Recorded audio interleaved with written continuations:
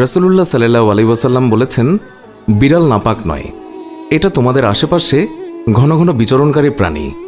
আবু দাউদ ৭৫, তিরমিজি ৯২। আল্লাহর রাসূলের প্রিয় সাহাবী আব্দুর রহমান রাদিয়াল্লাহু তাআলা আনহু তিনি জামার ভিতরে পোষা বিড়াল নিয়ে ঘোরাফেরা করতেন।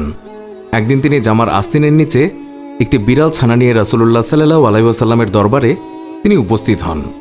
সেই সময় বিড়ালটি হঠাৎ করেই সবার সামনে বেরিয়ে পড়ল।